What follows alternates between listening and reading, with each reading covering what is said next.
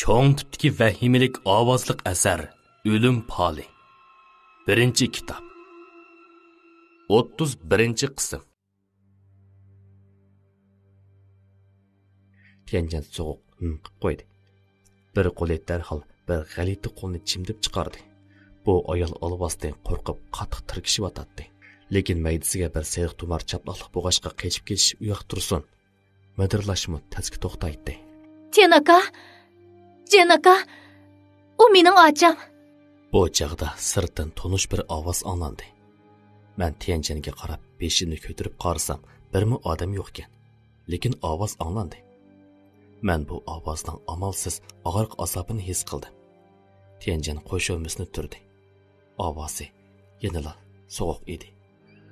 U sening ochang tursa, nimishqa akamni o'ltirish qasdi bo'ladi? Chunki u mening qayta to'rilishimni xohlamaydi.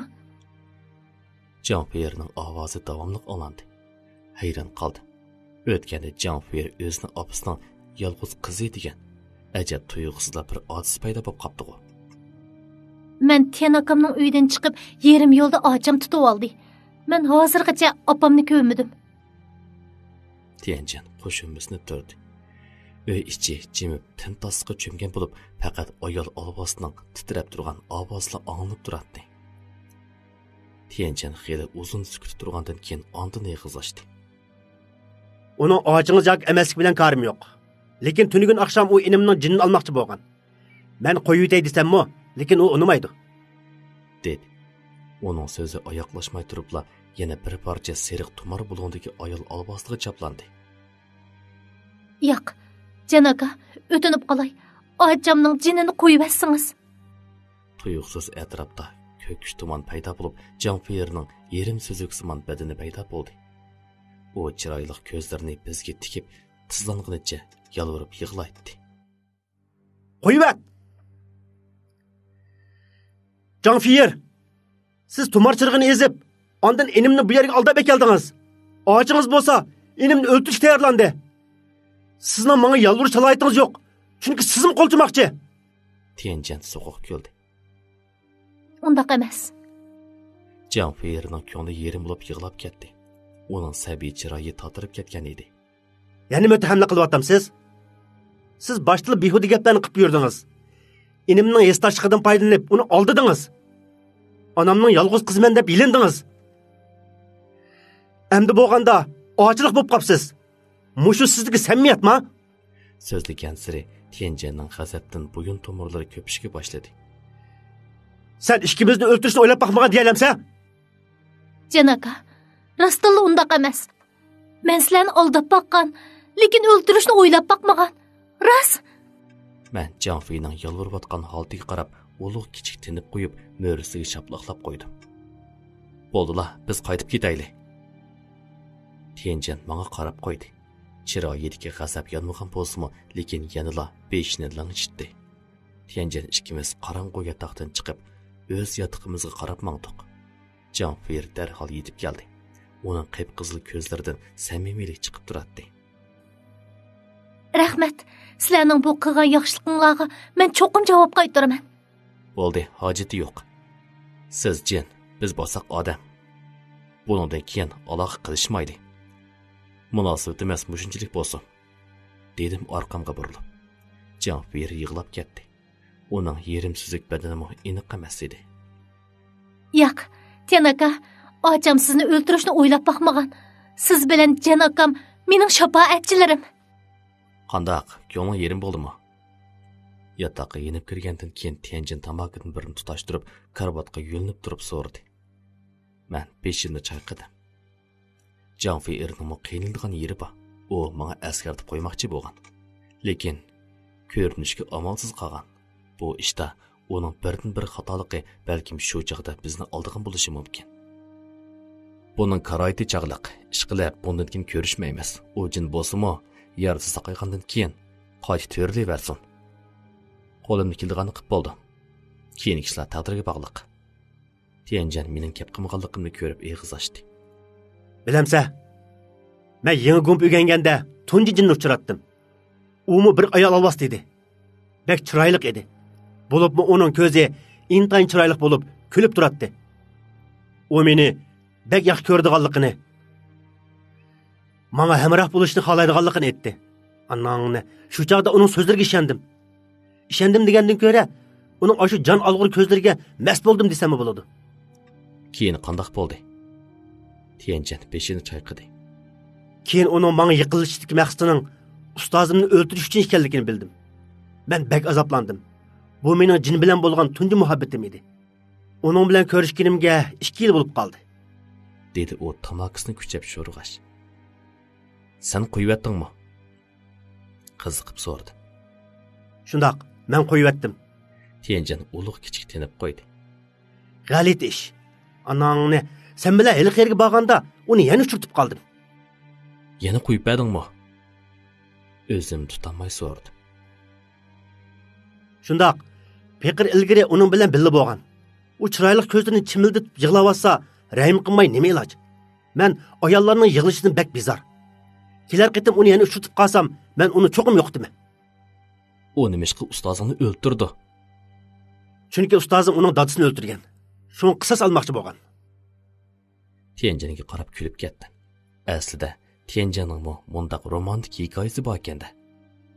Uning bu gapini anglab, mening tuyuqsizla bu yengamni ko'rib boqqim keldi. Shunga odamning gapiga butunlay ishongil bo'lmaydi. Jinning gapiga texim ishongil bo'lmaydi. Hamma odamga astoydil muomala qilish kerak. Bu mening 3 yildan buyongi xulosam. Uqdingmi? Men beshimni ling'ishdim. Xalqning ko'ngliga bilib bo'lmaydi. Men yana xeyli uzun yo'lni besishim kerak. Tianjan bu 3 yilda nurg'un ishlarga yo'liqdi. U 5 yilni kechirganligi uchun o'z bitildi. Mening kechirmishim oz. Ustamning tuyuqsiz o'zgarishi menga eng yaqin odamining meni aldaydiganligini his qildirdi. Shug'unisi bo'ldilar. Bunday ishga yo'liqib ko'nglim bak yerim bo'ldi. Buni inkor qilgim yo'q. Yana birdan paranglashgandan keyin Tianjan davomli uyquga ketdi. Men uxlamay undidar ochdim. Noma'lum qitilgan birisidan uchur kelgan edi. Tian aka, men sizga javob qaytarman. Men ochiq kulib beshimni chayqab, yolg'inimni etivatdim. Endi bu ishlarga parvo qilmayman. Ko'zimni yumib uxlab qoldim. Yotoq sirtida qizning yig'i ovozi anglandi. U shunchalik ichinishli yig'ildiki, yurakni ezatdi. Ko'nglim yerim bo'lsa-mu, uning bilan korim bo'lmay, qulog'imni etivib, ondan asta-asta uxlab qoldim. Tong yurishi bilan men Tianjan bilan o'rnimdan turib, pastga tushib, ranib pulni oldim. Ayol xo'jayin xafa bo'lgan holda ranib pulni berdi. Hamda menga: Tünögün işkinla akşam neymiş kıldınla? Keçe hiç bir kızının yığısını anlap bek bizar buldum. Dedi. Kız balının yığı avazı. Şunda, işkinla kızlarının köngülünü yerim kılıdığa bir iş kıldınla mı kanda? Dedi ayol xo'jayin menga tikilib turib dedi. Tianjan bosh qilib qo'ydi. Mehmonxonangizni obdan ratlab qo'ying. Yo'qolangishlarga azorlashing. Voy soltak. Ayol xo'jayinning ochiqi keldi. Qaytib ketamsan yoki boshqa ishing bormi? Eshikdan chiqqanda Tianjan mendan so'radi. Albatta qaytib kelmanda. Do'konni chepib topsam bo'lmaydi. Bu qitimqi dialog sal murakkabkan. Men bilan birga berib, bir odam bilan ko'rishib, menga tahlil qilishib bergin. Bo'ladi, chataq yo'q.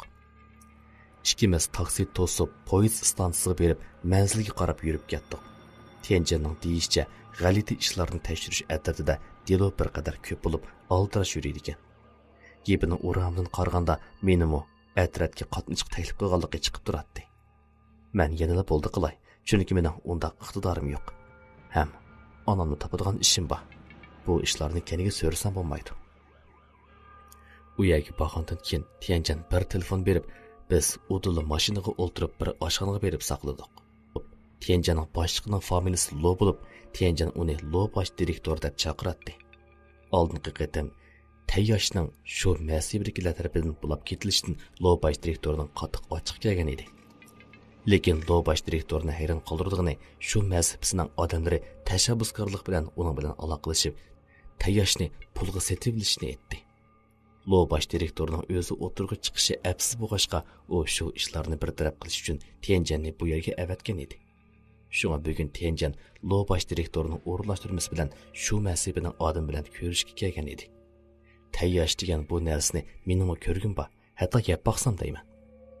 Bu odamning familiyasi Ven, oqsoqol. Anglashimcha u mu ramballiqda ancha-muncha xabardor ekan.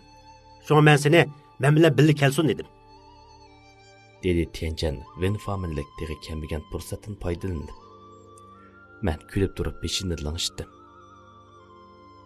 Taqdirim bir qancha tarmoqqa bo'lindi. Boshqalarning chiroyini bildiganlarning hayron qolguchiligi yo'q. Faqat meni hayron qoldirgani bu Ven familiyalik rammal qancha darajalik rammal. Birdamdan keyin mulozim kirib, qachon tomoq buyurtadiganligini so'radi. Mehmon kelmasa oldirib buyursak adabsizlik edi. Tianjan qo'shimimizni turdi. Deyishgan vaqtdan yarim soat o'tib ketdi. Qaraganda bu Ven familiyalik so'latvozlik qilayotganda qiladi. Xiaotian, seningcha u nima o'yin o'ynayotgandi? Qasdan qilayotgan bo'lsa bo'ldi, biz uni saqlamayli. Xohlagancha bir so'zni degan, men taklif qilib boqay. Dedim men birpas o'ylanib olgandan keyin. Tianjan o'ylanmagan holda, "Menga onang ne?" dedi. Men kulib turib, putiga tepdim. Bir xat desanglar bo'ldi. U Kallamda darhol taklif qilib boqdim. Qo'shimamni sal-pal o'zgarib sirtqa qaradi. Bu Ven familiyalik sirt ekan. u kelib bo'ldimi? Nima ish kirmaydi? Xato hisoblab qo'ymagansa? Ven familiyalik qiz bolami? Tianjan haviqib turib qoldi. Sen uning qiz yoki erligini bilmabdan. Tianjan beshini chayqadi. Bu Ven familiyalikni ko'rib boqmaganligini aytdi. Men beshini langishtirib, so'zini davomlashtirdim. Sen degandek u bir odam xatiga vakillik qiladi. Uning ustiga sening boyga gap qilgan talaffuzdan noiti ishdak o'tdak inib turdi. O't, ya'ni xo xitni ikkinchi odamga, ya'ni rin xitini ayirishga bo'ladi. Shunda qilib buningga boya sen degan u vakilligidagi odam degan xatni qo'shsak, 3 odam deganlik bo'ladi. Bir er kishi qandaqmi nechiga ko'payarsan. Bu ishni tushuntirdiki, u bir ayol kishi. Uning ustiga bu qitim 2 odamni boshlab keladi. Uning hozir qayerda o'ltirayotganligiga kelsak. So'zlab mushu yerga kelganda men atrofga so'z nazar silib bir yo'nalishni ko'rsatdim. Tianjan haviqib turib qoldi. Uning ko'zlari bir qancha qitim chaqnadi. Bu yer ayrimxona bo'lg'achqa sirtdagi ahvolni ko'rgili bo'lmaydi. Lekin u yanada birdilla ifodalandi. Sening demoqchi bo'lganing u 5 anasir ichidagi o't o'rinda turamdi. Shundoq. Men boshlanishdim. Agar farzim to'g'ri bo'lsa, u allaqachon bu yerga kelib bo'lgan bo'lsa-mu, lekin kirmadi. U bizning inkosimizni ko'rib beqish uchun mulozimatchini chaqirib kelgan. Biz uningga ko'rish so'g'is beraylik. Tianjan beshni langishtirib, eshikning yeniga kelib, mulozimning qo'nibqisini bosgandan keyin bir qiz kirib keldi va bizdan hozir tomoq buyurtamsizlar deb so'radi. Men kulimsirab beshimni chayqadim. Do'koninglarda qiziq sho'rpa bormi? Albatta bor. Efendim, sizlar bir kishilik buyurtamsizlar? Bu qiz beshini langishtirib dedi. Bizga kerak emas. Mening bir do'stimning ochiqi bak yomon. Men uning ochiqini yondiray degan. Siz bu sho'rpani bu trak usulga olib bering. To'g'ri, ular 3 odam. Men mulozimga bir yo'nalishni ko'rsatib berdim. Bu qiz o'ylanib qolgandan keyin, ular 3 odam. Ularning kelganigimi uzun bo'pti, hech nima buyurtmay choy ichib o'tadi dedi. Ha, ular shu. Siz sho'rpani olib berganda havo isib ketdi, ochiqlanmang, deyishni unutib qolmang. Deb topildim qizga. Bu qiz beshni langishtirib chiqib ketdi. Tianjan menga 5 barmoqni chiqarib, Xiaotian, bo'ladi ekansan-ku. Bunimi bilalading? Men kulib turib beshimni chayqadim.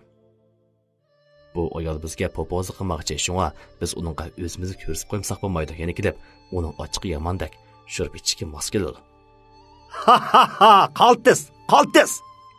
Tianjan pixildab kulib o'ltirdi. Men Tianjan bilan choyni bahuzur ichgach, tog'dan-bog'dan paranglashib o'ltirdik. Allah hazal 7-8 minutda eshik ichilib bir qiz, 2 o'g'il kirib keldi. Bu qiz tabiiyla Ven familiyali qiz edi. Оның мәңіз соңғы найты төс, қашлары өлчәмлік, адди қып елқанда bu ixtarlıq ayollar tipiga kiradi. O ilib kelgan ishga erga kelsak, u jondan to'ygan odamning chiroyi, yana qotil, qo'g'ilg'uchi degandek odamlar edi. U Tianjanga bir qaragandan keyin menga so'g'ib tikilib qaradi. Uning ko'z qarashiga sal-pal farqlayotgandek bo'lib, balki mening chiroyimni taklif qilayotgan bo'lishi mumkin. Biroq men ichimdagi havoni kontrol qilib, uningga parvosizlik bilan qaradim. 10 sekunddan keyin u qo'shinimizni turib, yenik qilib o'ltirdi. Roshanki meningdan hech nimani bayqayamagan edi. Tianjan kulib turib takalluf qildi. Van Xenem uzun yo'l azob tortib qopti. Balkim amdil kelgan bo'ls kerak. U Tianjanga qarab qo'ymay, menga so'g'uq nazar bilan qaradi. To'g'ri, men texi hiylaga keldim. Qaraganda u hozir menga pay dushmanlik qiladi. Biroq boshqa ishmi yo'q. Bu aslida bir savdo xolos. Shundaqmi? Bizmi amdil keldik-ku? U menga tikilib turib, Siz bek notunush. Siz tekshirish attirdiga yangi qatnashganmi? deb so'radi. Men beshimni chayqadim. Ismingiz nima? Wen Fang davomli mendan so'radi. Letian, Hayronman. Lo bosh direktoringlar o'zi kelmay bir qism nomsiz kichik shumtaklarni bu sodini so'zlashga avatgan bormi? Tianjanma gap qilmadi. Qarasam uning chiroyi sal tatirib qopti. U meni o'zi bilan birga paranglashga taklif qilgan ekan, tabiiyli menga topshirdi. Men chiroyimni o'zgartmay, yenikida kulib qo'ydim. Ismim Letian. Bu yoqning ismi Zhu Tianjan. Biz garchi Wen Xan qizning nazarida nomsiz kichik shumtak bo'lsaqmi, lekin so'di to'g'risida xeli obdan kelishalaymiz. Buningdan ansirmasizmi bo'ladi? Wen Xan qizning qulqiga yoqmaydigan gaplarni qilsak, Wen Xan qizmi do'stim ikkimizning nazarida biz ehtiyojli bo'lgan tayshuy xolos. Nima deding? Wen Xan qiz darhol ustiga shaplaqlab menga tikildi. Sen meni haqoratlayapsan? Ha? Men unda qarmayman. Men kulib qo'ydim. Aksicha noyta odil his qildim. Siz bizni nomsiz yosh dedingiz. Men sizni tayshuydek qaltis dedim. Masala bormi? Cho'ng tipdagi vahimalik ovozliq asar O'lim poli.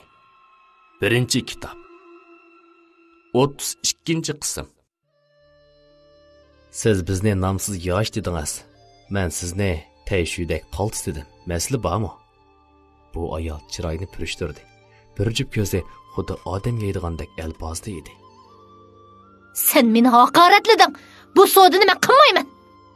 U so'zlab o'tib o'rnidan turdi. U ilib kelgan ikkinchi qo'g'ilg'ichi uningga ergishib, keyniga burilibla ichki tarafga qarab maqdi. Tianjan jiddiylasib qo'g'lab chiqib ketmoqchi bo'ldi. Men oldirmay uning mo'risiga chaplaqlab qo'ydim. Ondan o'rnidan turdim. Wen Xenning yuzi bir qatim tushib ketdi. Yana nimishqa o'sil bo'lishini tanlaysiz? Wen familiyalikning qadamlari to'xtab burildi. Chiroyi boshqacha ko'rimsiz bo'lib qoldi. Siz mo palchi, menmi shundoq? Bu sodini siz qaror qilolmaysiz. Shunga biz sizdan bola oshquzishni emas, balki sizlar bizdan bola oshquzishni o'tinayotsizlar. Deganim to'g'rimi? Kulimsirab qo'ydim. Wen Xan qizning chiroyi darrov tutilib ketgan bo'lsa-mu, tezla o'zini o'ngishib oldi. Sen soltekning xili karomati bor ekan, ha? Men kulib qo'yib gap qilmadim. Boya uning shu masibida qandoqdir bir ishga yo'liqqanini, shunga tayoshni Tianjanning xo'jayiniga setlatmoqchi bo'lganligini his qilib yetgan edi. Albatta, zodi qandoq ishga yo'liqqanligini bilmadim. Ammo bu aniqla tayosh bilan munosabatli edi. Wen Xan qiz o'tli eg'iz ochdi. Gap ochiq bo'lgankan, undaqda ikki taraf o'rtasida boshqa quruq gap qilishning hojati yo'q. Men sizlarning lo direktorlarning yaralanganligini bilaman. Mush fursatdan foydalanib, sizlar bilan do'st bo'lishni o'ylayman. Ortiq gap qilmay, 10 million yuan kelishib qolsak, sizlarga o'tinib beraman, dedi. Tianjan menga bir qarab qo'yib, beshini chayqadi. Men bu bahoning Tianjanning eng yuqori bahosidan eshib ketganligini, yana kelib, xili yuqori ekanligini bilatdim. Tianjan menga ko'z ishorasi qilib, meni baho talashga ishorat qildi. Men mu takalluf qilmadim. 1 million. Biz darhol pul beramiz, yana kelib, sizlar bilan birga berib, tayyoshni elib kelamiz. Sen Darvaqa bu Vin familiyalik naq maydonda qattiq g'azablanib, xuddi bir shirkatning yuqori darajalik boshqaruvchisi ochilgandek og'izni buzib tilig'ida tos qoldi. bek oshirvatdingiz. Og'inglar kelmasa mayli, sizlardan boshqami xaridor bor. Әмісі ixtiyoringiz. Agar siz bahoni muvofiq emas deb qarasangiz, kessingiz bo'ladi. Hech kim sizni majburlamaydi. Tianjanmo o'zini tutib olib, uning ochiqlab ketib qilishidan ansirmadi. U Vin familiyaning ko'nglida nima o'ylayotganligini ko'rib yetgan edi. Bo'lmaydi. Eng to'van bo'lgandimi 5 million. Uningdan to'van bo'lsa, sizlarga setib bermayman. Men beshimni chayqadim. Kechiring, lo bosh direktor. Topilgan baho faqat 1 million. Vin familiyalik ustalga qattiq shapaloqlab, ochiqida kulib ketdi. U menga tikilib turib pichirladi. Xonachang ismingni esimda tutib oldim. Ha, rahmat. Chiroyim o'zgarmadi. Bu ayolning chiroyi bak so'q bo'lsa-mu, lekin uning taqdirida hech qanday odamning jiniga zamin bo'lganligi ko'rinmagan edi. Demak, u menga ko'ngilda o'chmalik saqlasa-mu, qo'rqudagi yeri yo'q. Vin familiyalikning chiroyi yana asliga keldi. U bir karta nomerini deb berdi. Tianjan bu karta nomerini xo'jayin Do'bash direktoriga avatib berdi. Ondan Do'bash direktoriga telefon qildi. 3 minutga yetmagan vaqt ichida Vin familiyalik bir telefonni olgandan keyin berib tayyoshni ilib ketinglar dedi. Va ikkinchi qo'g'dug'usini agashtirib, davomli turg'usi kelmagan holda sirtqa chiqib ketdi. Tianjan ikkimiz bir-birimizga qarab, hordiqimiz chiqqanda kulishib ketdik. Yomon kelsa, xo'jayinim menga 5 million bahoni bekitib bergan. 4 millionni chepivatding. Xo'jayinim hayron qoldi. Yaraysa. Men kulib turib gap qilmadim. Bu ayol tayyoshni qutulishga oldirayotgan bo'lsa kerak. Shuni tezlab bal qo'yib o'tganda qiladi. Qarg'ani tayyoshda chatoq boda qiladi. Men borganda shu mazifaning odamlari allaqachon sanduq qashlab bo'libdi ekan. Dedi Tianjan beshini chayqab. Meningcha buningda cho'ng masala boda qiladi. Shuni ular qo'ldan chiqirishga oldirib qo'ygan gap. Chatoq bormikan? Nim chatoq bordi? U bir parcha go'sht tursa, nima chatoq bo'lmoqchi de? Naq maydonni ko'rdim. Tog'dagi bir parcha laylatqidan tepilgan-ki. Dedi Tianjan kulib turib beshini chayqadi. Ish qilib sal turib, borganda ehtiyot qilayli. Tianjan beshini ling'ishdi. Hisobotni qilib bo'lgandan keyin ikkimiz sirtqa chiqdik. Eshik oldida qorong'lik xalanda to'xtatliq edi. To'xta, hali o'zimizning mashinasi keldi. Har holda ehtiyot qilishimiz kerak. Dedi Tianjan. 10 minut saqlagandan keyin bir Prado oldimizga to'xtadi. Shoför Yinfang bo'lib, men bilan beshini ling'ishtib, oddiylik ko'rishgandan keyin oldiga qarab oldi. Men ko'nglimda opam oldingi qatam meni undan ehtiyot qil degan, shunga mashinaga chiqqandan keyin tabiiy holda keyniga o'ltirdim. Tianjan bo'lsa oldida o'ltirdi. Oldidagi avtomobil qo'zg'algandan keyin Yinfangmi uningga agishib mangdi. Yinfangning avtomobil haydash texnikasi yomon emas bo'lib, sur'ati tez, lekin noyda siliq edi. Tianjandan anglashimizcha, shu masabadagilar tayyoshni o'dilda ilib ketmay tog' ostidagi bir mehmon saroyiga qo'yib qo'yibdi. Shunga hozir Vin familiyalik bizni shu yerga boshlab minibdi. Cho'ngam bizni ehtiyot qilishimizni aytdi.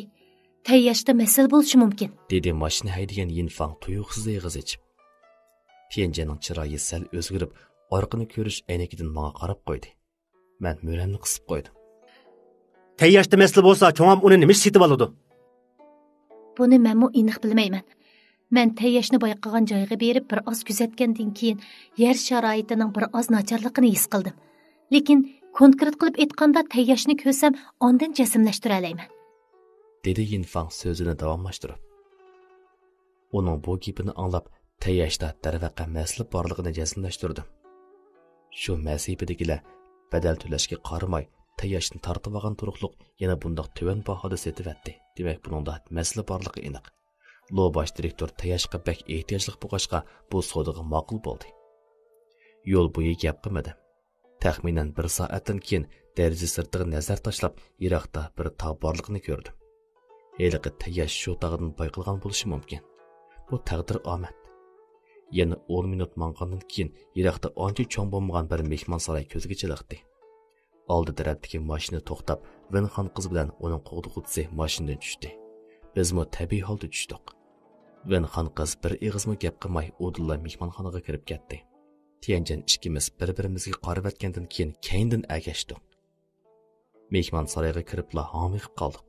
Bu mehmon saroyini shu masibining odamlari ko'tirib olgandek g'alati edi. Bu mehmon saroy ancha cho'ng emas.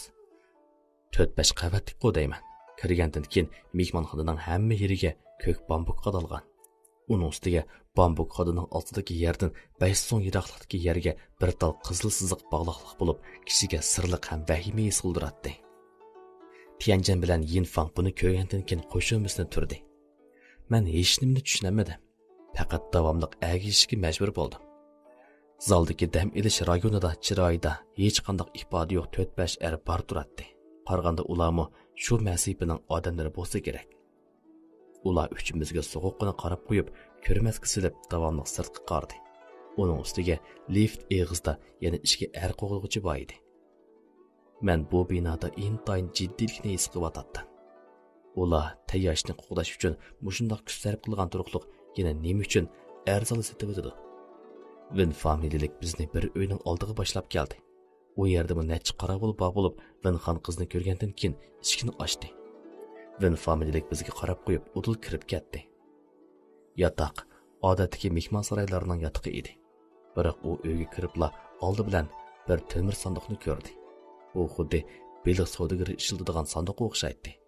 Qarmoqqa ancha ko'zga chiliqmaydi. Biroq Vin familiyalik bu temir sandiqning yoniga kelib, tayyash ichida dedi. Og'zini ichib mal tekshirishimiz kerak. Vinxon qiz untinsiz holda o'zini chetga oldi. Tianjan temir sandiqining og'zini ochdi. Men taqatsizlik bilan ichiga qarab o'ngib qoldim. Aslida men ichida bir dova qarmoqqa odamning ichini ilashtiradigan sesiq go'sh bor deb o'ylagan edim.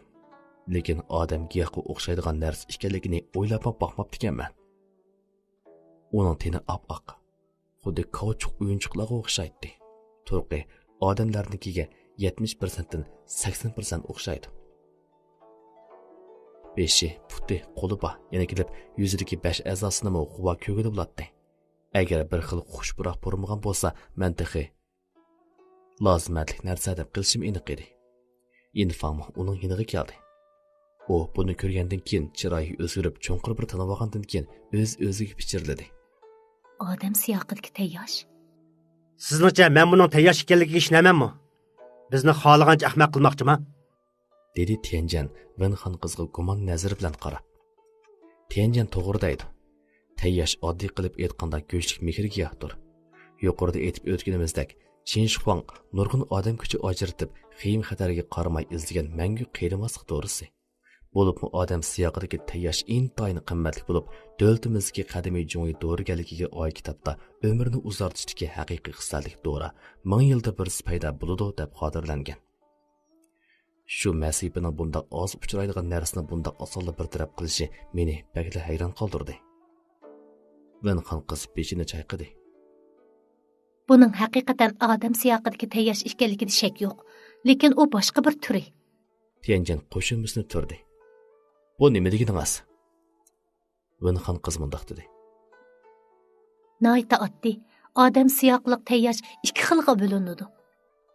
Birinchi xili tabiiy shakllangan go'shlik mehriga, yana tayyosh deb ataladi. 1000 yildan keyin odam shakliga kiradi. Ikkinchi xili u so'zlab yerimga kelganda sal to'xtab qoldi. Ikkinchi xili qadimki do'rliq odam. Dedi Yinfang Vinxon qizning so'zini bilib. Vinxon qiz Yinfangga qarab qo'yib, beshini ling'ishdi. Shundoq, do'rliq odam. Ya'ni insonlar tarafidan yasalgan odam siyoqliq tayyosh. Yinfangning chiroyi tatirib ketdi. U Vinxon qizga bir oz tikilib qarab turgandan keyin keyniga burildi. Bo'ldi, yuringlar, bu narsani olmaymiz. Bu intayin qimmatlik. Oz uchraydigan narsa. Ketiman debli ketamdoq. Siz avval iniqroqdan. Doğruluq odam degan nima? Ondan biz ilish yoki olmaslikni qaror qilayli. Dedi Tianjan Yinfangning bilgini tortib turib. Yinfang chiroyini purishtirib gap qilmadi. Balki yanila Vinxon qizga tikilib qarab turdi. Tez ayting ha. Xo'jayin bizning tayyorishni ilib ketishimizni kutib turdi. Tianjan taqatsizlik bilan so'rdi. Menmi qiziqib qoldim. Ko'zimni sanduqdagi odamga qaratdim. Bu narsa odamga haqiqatan mubak o'xshaydi. Teri, put-qo'llari. Boya Yinfang buni doğruluq odam dedi. Qaramaq bu rostla odamdan farqlanmaydi. Uy ichi timtaslikqa cho'mib, kishini aymintiradigan jimjitlik hukm surishga boshladi. Shundaq, u bir odam. Faqat o'lginiga oz degandimi 1000 yil bo'lgan odam. Dedi Vinxan qiz boshqini qilib. Nima? Buni anglab cho'chib ketdim. Yinfang chiroyimi barg'on siri tutilib, tatirib ketgan edi. Vinxan qiz mening hayron qolgan ko'zlarimga ulapla eg'iz ochdi. Men boyi dedim-ku, bu ikkinchi xil odam siyoqidagi tayyash. Ya'ni qadimki zamondagi doğruluq odam. Sun'iy yasalgan. Qadimki zamondagi podshohlar qiyirmaslikni qo'g'lishib, o'rda teviblarga doğruluq odam yasashni buyruq qilgan. Bu xil doğruluq odamning butun badani doğru materiali. Amaliyotda haqiqiy odam shakllik tayyashdan hech qanday farqlanmaydi. Farqi yo'qmi? Dedi Yinfang dimiqini qiqib so'g'uqdalab buzdi.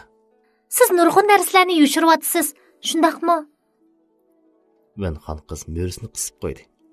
Men bilan Tianjan Yinfangning bu gapini anglab tabiiy holda Yinfangga yana bir qatim nazar soldik. To'g'ri aytdingiz. Bundaq doğruluq odamlarni podshohlar yasashga buyurgan. Bu xil doğruluq odam cho'qim er kishi bo'lish kerak. Ayni chaqda bir qitimla 100 buvoq tanlab chiqilgan. Ular tug'ilgan o'sha daqiqadan boshlab haqiqiy doğruluq odam bo'lganga qadar hech qanday narsa yemaydi. Her kuni yeydigan, ichadiganning hammasi odamga yumron bug'u mungizi, mehrigiyohdek isil doğru materiali. Turgan yerda kun nuri ko'rinmaydi. Hech kim ularga gap qilmaydi. Nurg'unlari tug'ilib bir oydan keyin mushunda qiynab o'ldirilgan. Ular 8 yoshga kirgicha bu 100 buvoqdan eng ko'p bo'lganda 3 qolgan. Bu chog'da qolgan 3 buvoqni suv bilan tunjuqtirib o'ldirib, jasadning mukammal bo'lishiga kapolatlik qilgan. Ondan shaklga kirmagan tayyashni ularning jasadiga tiqib, ondan cho'nqur ko'mib saqlagan. Dedi Yinfang eg'ir uxsinib. Yinfangning bu gaplarini anglab, Tianjan ikkimizning tallari churkinib qattiq cho'chib ketdik. Men to'mir sanduqdagi odam siyoqliq tayyashga qarab hang'ib qoldim. U rostla haqiqiy odamdan yasalgan edi. Faqat kichigidan tortib toki o'lgicha azaldan hech kim uni odam deb hisoblamagan. Bu ne qadar echinishliq-a? Bu odam siyoqliq tayyashda hozirgacha hech qanday setish alomati ko'rilmagan bo'lib, yili o'rda tipining muvaffaqiyat qozonganligidan derak beradi. Yiliqi o'rda tipining muvaffaqiyat qozonganligidan derak beradi. Bu doğruluq odam bu vaqtning jasadidan yasalgan. Odam yesa haqiqatan mangu qiyirmasligi mumkin. Dedi Yinfang ulapla. Amisi texmi yaxshi ekan-ku. Lobash direktori yegandan keyin yarisi darhol yaxshilanmamdi. Dedi Tianjan xushal holda. Yinfang beshini chayqab so'zini davomlashtirdi. Agar bu doğruluq odamni yegandan keyin tirik murdiga, ya'ni hech qanday sezimi bo'lmagan jasadga aylanib qoladi. Shunda qolda uzun umr ko'ralaydi desam, siz xohlamsiz? Tianjan hang'ib qoldi. Men mukangrab qoldim. Aslida mundaq ekanda. Yana bu keyin shakllangan odamning shakli cho'chqa go'shigim yetmaydi ekanda. Cho'chqa go'shimi qo'rsoqni to'yg'izoladi. Bu odamni yegandan keyin tashdek bo'lib qoladi. Buning zaharli dori yeganda nima farqi bor? Buni siz qandoq bilasiz? Yinfang cho'nqir bir tinib olgandan keyin ko'zlarini to'mir sanduqdagi odam siyoqiga tikib, asta-asta minishga boshladi. Rivoyat qilinishicha, Qin Shuang Shuifuni mangu qiyirmaslik dorisi yasaydigan dori material tepishga avatgan ekan. Lekin Shuifu shu ketgancha qaytib kelmabdi. Qin Shuang qattiq g'azablanib, darhol barliq o'rda teviblarni amal qilib, uning umrini uzartishga buyuribdi. Bo'lmasa o'limga buyuribdi. Qin Shuangning hindiki haram og'asi Javgao odam siyoqidagi doğruluq tayyash yasasak mangu qiyirmaydilar degan taklifni bergan. Ayni chaqda Javgao doğruluq odam yasash uchun Qin Shuang faqat 8 yil muhlat olgan. Chunki Javgao davolash texnikasini ozroq bilatdi. U Qin Shuangning eng ko'p bo'lganda 7-8 yil bardashlik bera oladiganligini bilgachga qasddan faqat 8 yillik surukni tiklagan. Qin Shuang Zhaogao'ning gapini anglab, uni doğruluq odam yasash ishiga mas'ul qilib, uningga bir odamdan tövan 10 ming odamdan ustun turadigan huquq bergan. Zhaogao erishmoqchi bo'lgan huquqiga erishib, Qin Shuangdan keyin qasla zimin so'rab yurdi.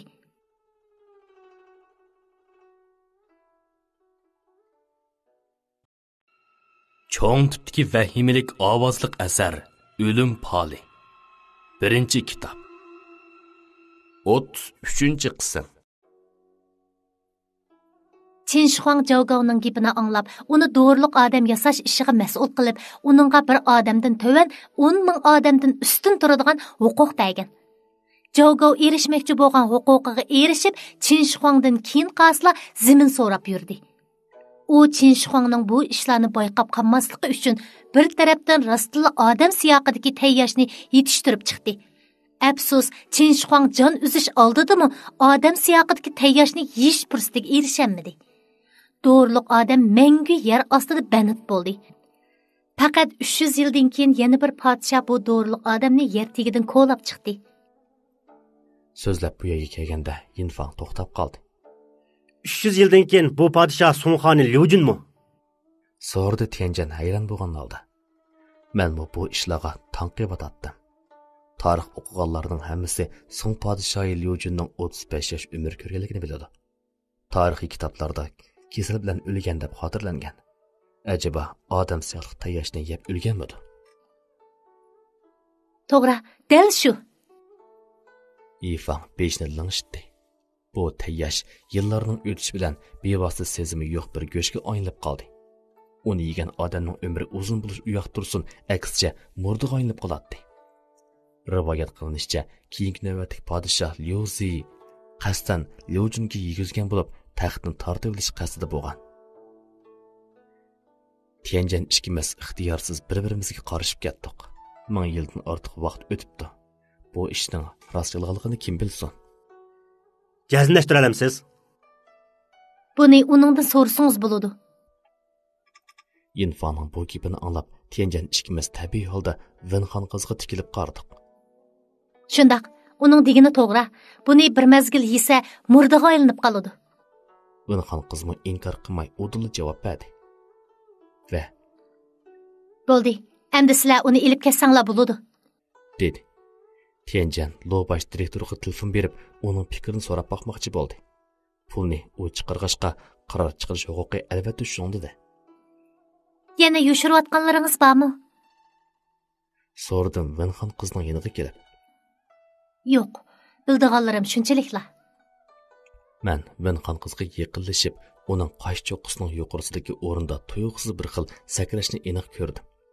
Rangimi sal-pal o'zgarib turardi. Oddiy qilib aytganda, u yolg'on so'zlayotdi. Odam siyoqliq bu tayyashda yana kishiga digili bo'lmaydigan boshqami bir maxfiyatlik ibodat qiladi. Lekin Vinxan qiz buni bizga bildirmay, qo'ldan chiqa-chiqa oldirayotdi. Men keynimga burilib, Yinfangga qaradim. U beshini chayqab, boyqidan boshqani bilmaydiganligini ishora qildi. Qo'shimimni turdim. Vin familiyalik bu ayolning degisi kamayotdi. O, zodi nimani yushiryotdi? O'ylamagan yerdan Vinxan qiz menga qarab kulib qo'ydi. Pal ichishma artingiz yomon emaskan. Bizga qo'shilsangiz bo'ladi. Men sizning nihoyat tezda erishmoqchi bo'lgan hamma narsaga ega bo'lishingizga kafolatlik qilaman. Ha, menga nima kerak? Mening qopqim turilib ketdi. Pul. U past ovozda so'zladi. Ondan yana tuluqlab qo'ydi. Men sizga nurg'un pul bera olayman. Sizdan men qo'shilamanmi? Hozir undaq bo'lmaydi. Ammo keyin balkim bir nima degil bo'lmaydi. Dedi u chiroyini o'zgartmay, g'alati kulimsirab. Xiyolga patdim. Men chiroyimdagi hamma narsani gaz bilan yushirib kelyapman. U mening 5 a'zoyimga, 12 a'zoyimga qarab, mening keyingi kelgusimni taklif qilib berolmasligi mumkin. Undaqda u nimaga asosan shundoq deydi? Sezgusiga tayinibmi? Men sizga shuni aniq aytib qo'yayki, men sizlarning sehrgarliklarga qo'shilanmayman. Mangu. Men bir jumla so'zni ig'ir ovozda dedim. Gapni bek bo'ldirdim. Har bir odamning taqdiri o'zgarib turadi. U yenikini kulib qo'ydi. Boyiqi yo g'azab, yo so'g'ik chiroy butunlay yo'qoldi. Men onunğa tikilib gap qilmadim. U asta keldi. Chiroyidan bir xil jazbidorlik chiqib turadi. U mening qulqimga yaqinligini pichirladi. Men tuyuqsiz sizga qiziqib qoldim. Şoňa sizning bizning sehrimizga kirishingizni saqlayman. Meni ümidsizlantirmang. Aras, ismim Venyu. Ko'nglim bir xillashib, kendimga bir qadam yandim. U xafa bo'lmay, aksiya texmi xushal bo'lib ketdi. Tianjan kirib, men bilan Yinfangga pichirladi. Çoğam onun qandaq narsa bo'lishini qat'i nazar, u bizni avval qaytib kelgandan keyin bir gap bo'lsin deydi. Bu gapni anglab hayron qoldim. Tianjan Lo baş direktorga tushundirgandi. Yoki jasadga o'ynab qolg'isi bormi yoki elib ketib zinat bo'ymi qilmoqchimi? Jaznashtiramsan. Dedim o'zim tutolmay. Yinfangning chiroyi mutaxtirib ketgan edi. Odam degan qiziqoq keladi. Kunlarning birida Lo bosh qo'mondan o'g'irliqcha yeb tetib baqsa bo'lmaydi. Undaq bo'lsa, mayli ixtiyoringlar. Amaliyotda u men bilan munosabatsiz. Men faqat keyingi yuk to'shig'ichi xolos.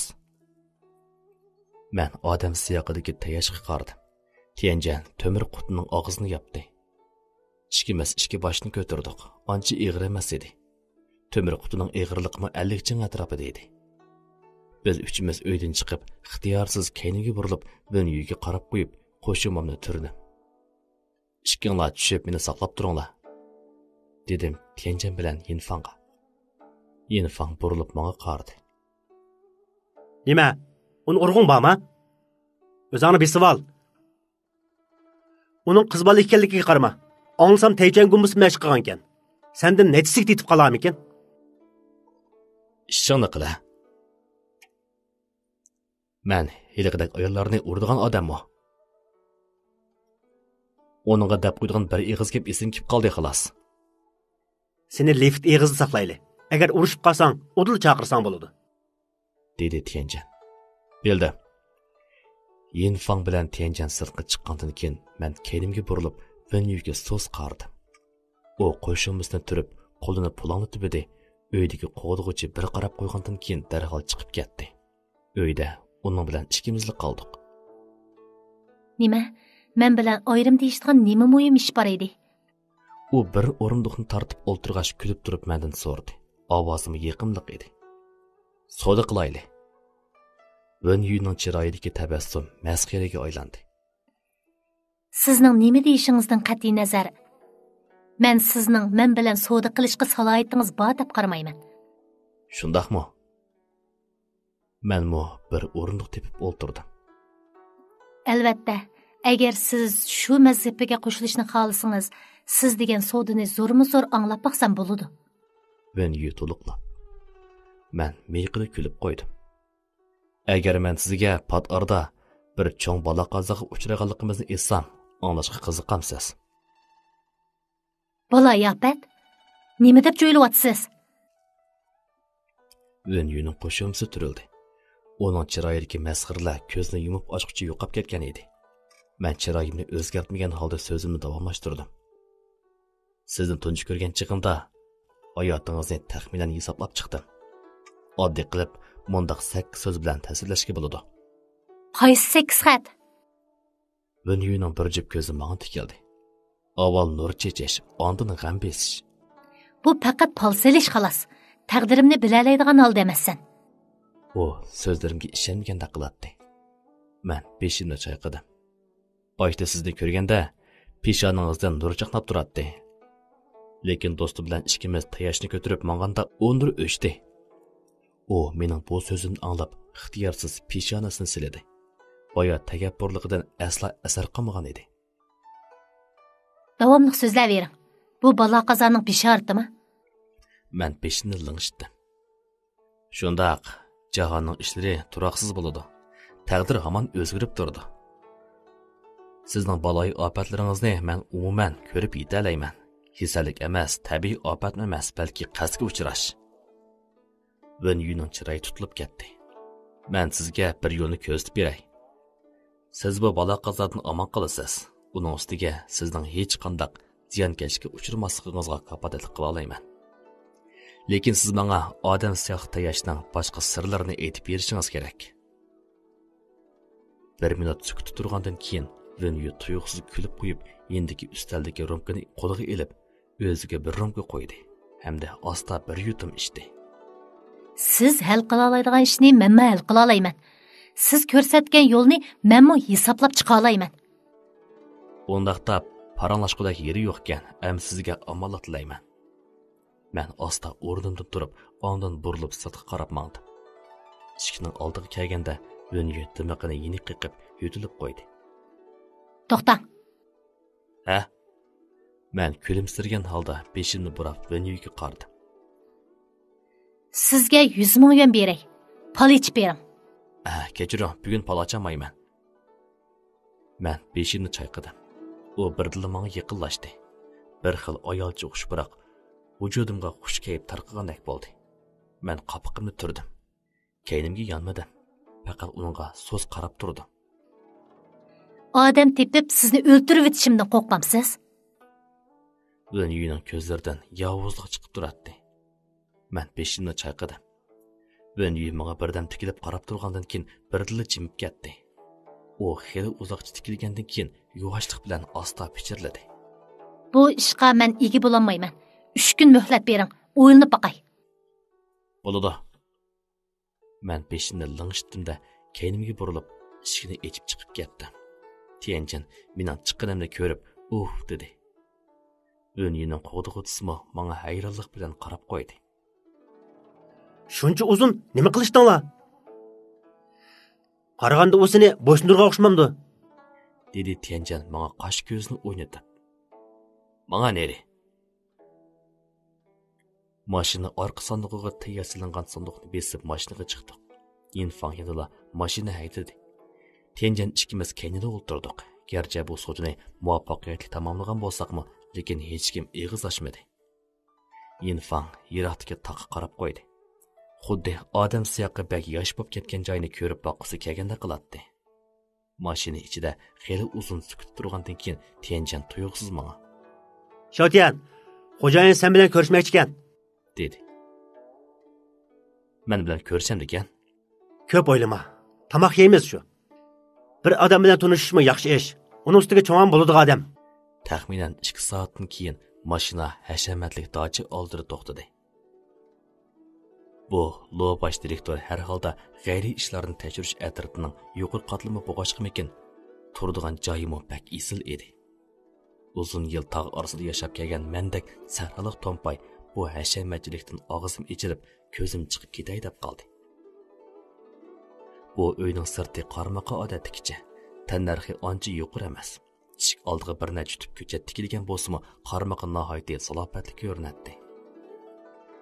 O'tganda hiliq chashqin opti yuz bergan Tang boboyning dodisi nihoyatda hashamatli bo'lsa-mu, lekin ko'z oldimdagi o'g'islashtirganda yanada oddiy hisoblanadi. Qaraganda Yinfang bu dodini silish uchun chora-tadbir ko'rsatgan bo'lishi kerak. Bo'lmasa, bundoq odamning ko'zini chaqin tolishi mumkin emas edi. Tianjin ikkimiz odam siyoqli tayyorlangan temir sandiqni mashinadan tushirdik. Yinfang eshikni chekdi. Nihoyat tezla eshik ochilib, chiroyida kulgi jilinib turgan, ammo chiroyi tatirib ketgan bir eshikni ochdi. Men qiziqib uningga bir necha qitim qaradim. Bu bak muttaham.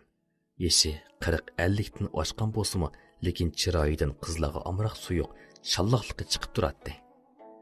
Biroq meni birdan bir hayron qoldirgani, u yerim qora ko'zini taqibdi. Men uning bir ko'zda masli borligini faraz qildim. Bu menga bir qarab qo'yibla chiroyiga kulgi yugurdi. Bu Tianjinning birodari Li Tianmo. Qolsizsiz. Mening ismim Lolin. Lo bosh direktor yaxshimisiz? Bu meni ko'ribla og'ziga tegmay qo'lini mo'ramga urib qo'ydi. Qo'lning besimidan uning 9-darajalik jonbozlik mahoratiga ega talant egasi ekanligida gap yo'q edi. Tianjin ikkimiz temir sandiqni cho'ng zalga qo'yib qo'ydik. Lo bosh direktor qiziqib sandiqni ochib, tilni chaqildatdi. Dunyoda rostilla mushundaq narsa bor ekanda. Men ilgari boshqalardan anglagan, lekin ancha ishonmaydim. Bugun ko'zim ochildi. Qadimda g'alati odamlar ko'p. agar biz hozirgi zamon kishilarining aql parositimiz qadimkilarning yerimiga yetishalisak, undaqda texmi katta bo'ladi. Men peshinni ling'ishtib gap qilmadim. Haqiqatan shundaq. Qadimkilarning aql parositi bizning necha 10 ko'chimizga tashlanib turdi. Men hozir o'rgangan rammonliqmi qadimkilarning aql parositining javhari. Tarixda eng danqi chiqqanlar 3 podshohlik davridagi Zhouge bilan Ming sulolasi davridagi Liu Bovundan eshib ketmaydi. Ular har ikkisi 10-darajalik rammon. Bu ikkisi haqiqatan kamolatga yetgan. Hatto keyingilar ularning yuksakligiga chiqib boqmagan. Bu bir xil absurdlik edi. Lolin bir oz hayron bo'lgandan keyin tuyuqsiz Tianjandan so'radi. Tianjan, seningcha bu tayyashning qayta tirilish mumkinchiligi yo'qmi? Tianjan beshini chayqadi. Bu dori odamning ro'yida cheklanib qolganiga necha ming yil bo'ldi. Uning ustiga uning ro'yida ozroqmi aql yo'q. Tosh, yog'ochdan ancha farqlanmaydi. Tirilish mumkinchiligi nihoyat to'van. Hatto mumkin emas deyishga bo'ladi. Mundaq degan. Afsuslanarli ish bo'pti. Lolin beshini chayqadi. Uni qayta tirilib boqay deganmi? Mundaqli so'rab qo'ydim. Lolin kulib turib beshini chayqadi. Men faqat qiziqib qoldim. Bu odam siyohlik tayyashning o'lib ketganiga shuncha uzun bo'lgan. Balkim 1000 yil bo'lgan bo'lishi mumkin. U shuncha bejirim saqlangan bo'lsa-mu, ozroqmi aqli yo'q. Bu haqiqatan g'alati ish. Buni ham hayron qolg'uchiligi yo'q. Hamma mavjudotlar o'z maylicha aqlini ishga sola olsa, undaqda bu dunyo qalab qolib ketmamdi. Yanga tinchlikmi? Tianjan gapning yerimiga kelganda oshxonada bir ayolning qo'rmi ko'tarib, ko'limsirgincha chiqib ketayotganligini ko'rib, darhol gapini to'xtatdi. Lin akam sizlarni tamoq keladi dedi. Shunga o'z qo'lim bilan tamoq etib beray dedim. Bu ayol kulib turib, qo'lidagi qum qozonni ustlarga qo'ydi. Lolin odam siyohlik tayyorlangan temir qopqoqni yepib qo'yib, darhol berib, ayolni yulab, qo'liga yenik urib qo'ydi. Chiroyidan muloyimligi chiqib turardi. Kesilingiz emdil saqaydi. Men qilay. Siz birdam aram eling. Ayol beshini chayqadi. Bo'ldi. Ular aran bir kelganda o'z qo'lim bilan tamoq etib bermsam bo'lmas. U menga qarab kulib qo'ydi.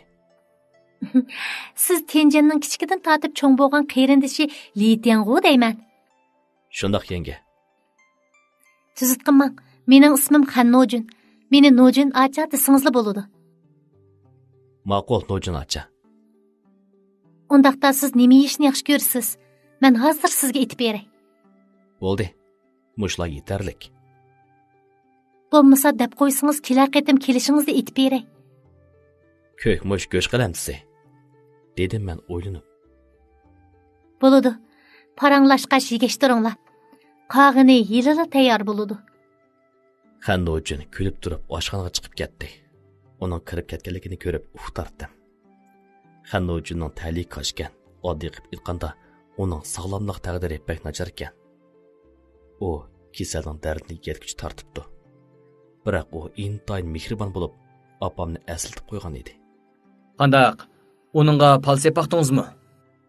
So'rdi lo direktor. Men o'ylangandan keyin boyqi oddiy taklifni so'zlab berdim. Xeyli haraj tortibdi. Cho'qim dam ilishga diqqat qilish kerak. Biroq uning chiroyidan, uning taqdir o'rnisida bilinmas nur chaqnab turdi ekan. Bu uning kesilini tubdan saqay qilib bo'ldiqini tushuntirib berdi. To'g'ri. Nojinning kesiliga men bir amal topdim. Dedi Lolin beshini ling'ishdi. Necha yildan beri men Nojinni elib, har qaysi joylardagi dangliq tiyuplarni izladim. Lekin hech qanday yaxshi unum bo'lmadi. Ba'zilar hatto Nojinning kesilini ig'irlashtirib etdi. Toki oldingi bir mezgilda men bir sirliq bovayni uchratganga qadar. Lolin muloyimlik bilan oshxon tarafga qaradi. Chiroyida uzundan beri ko'rilib boqmagan bir umid bor edi. U menga Nojinning kesilining dalvirak virusidan zaharlanganligini, shun uzoqcha saqaymaydiganligini aytdi. Lolinning yana davomli so'zligisi bor edi. Lekin oshxondan tuyuqsiz panqilgan ovoz anglandi. Biz nima bo'lganligini anqirib bo'lguncha Lolin ko'zini yumib ochqicha oshxonaga kirib ketdi. Biz Lolinga agishib, oshxonaga kirib, yerda taxsi o'rindilarini ko'rdik. Lolin jiddiylashgan holda Xannojini quchoqlab, Xannojidan biror ish bo'lgan bo'lmaganligini, biror yeri yaralmaganligini so'rayotdi. Hech ish bo'lmagandi. Hech qisi yo'q. Ehtiyotsizlikdan taxsini chiqib Men uning kasal taqdiriga tikilib qaradim. So'z qarrang teg' tarqalmagan bo'lib, boya tuyuqsiz kesli qo'zilib qolgan qiladi. Faqat Lolinni ansratmaslik uchun yolg'on so'zlab o'tadi. Bo'ldi. Sizlar sirtqa chiqib yana 3 minut saqlab turinglar. Qo'rimalar hozirla tayyor bo'ladi. Xannojin kulimsirab dedi. Nojin acha, men qilay. Siz aram eling. Men qo'rimini xili yaxshi qo'rayman. Bugun men qilay. Dedi Tianjan kulimsirab turib. Shundaq Nojinacha, bo'ldi qilmang, bizga qo'yib bering. Dedi izchil gap qilmagan Yin Fangmo o'zini tutib ololmay ko'ngil bo'lgan holda. Bo'ldi, sizlar chiqib turinglar. Bo'lmasa Shoutian qilib menga yordam qilsin. Dedi Xannojin beshini chayqab. Xannojin menga qo'l bulanglatdi. Men hang'ib qoldim. Xohlamamsiz? Xannojin qasdan ochlangan holda menga qaradi. Lolin menga qarab kulimsirdi. Men beshimni langishdim. Yel qozon sho'ribsi tayyorlash bo'lg'ashqa ko'ktatlarni pokiz suyib tayyorlasaqli bo'ldi. Boshqa ishmi yo'q edi.